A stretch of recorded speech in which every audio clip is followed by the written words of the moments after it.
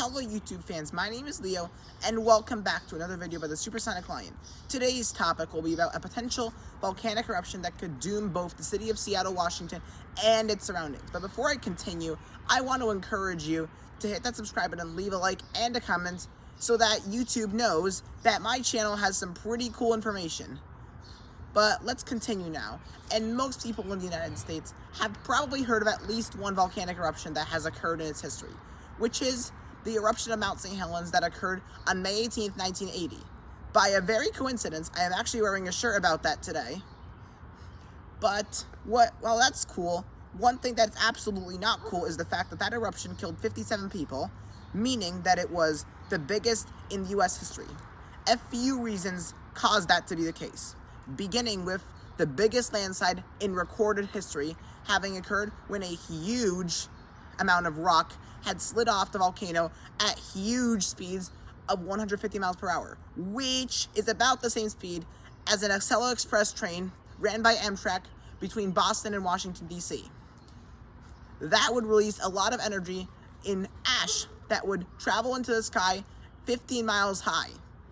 Imagine stacking 54 Empire State Buildings from one top to the other.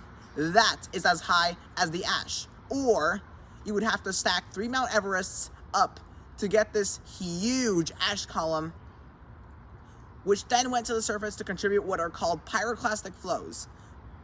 That was already enough devastation, but there was worse to come in the eruption because the snow-capped peak that had collapsed would contribute what's called mudslides, or lahars, depending on what you use as the terms, which slid down the Toutle River Valley and into Spirit Lake, a lake nearby, to kill 57 people in a really tragic disaster. Okay, so that was tragic and all, but what if I told you that if we just changed one small aspect of this, that it would be way worse?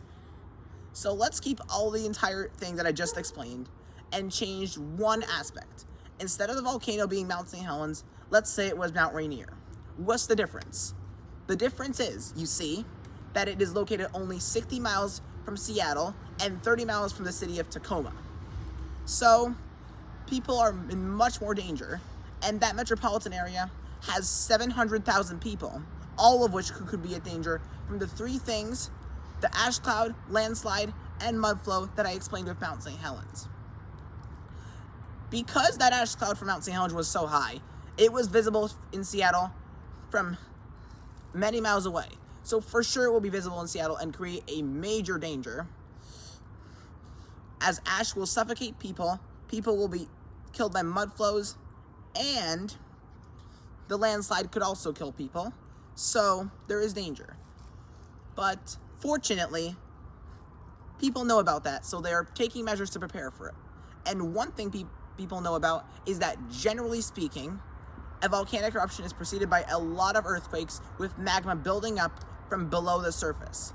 So they can use those earthquakes, even if they're not so big, to say, well, there is danger there. Also, an evacuation plan can be created. Going east to west goes further away from the volcano as you head towards Idaho. Even though the ash could be seen from there in the Mount St. Helens eruption, it was not that dangerous. So, while the risk exists, there is an evacuation plan in place, but one thing is known. It has happened in the past, about 50,000 years ago. Then, Mount Rainier erupted and created a mud flow nicknamed the Osceola, which traveled up to 30 miles away into Puget Sound by Tacoma, and then only exited there. Fortunately, not many people lived there at the time, but right now, as I said, 700,000 people live there. So if it happened in the past, it could for sure happen in the future. And unfortunately, it's an impending doom. But that is also all the information I have to share for this video. So thanks for watching. Make sure to subscribe, comment, and like, and see you next time.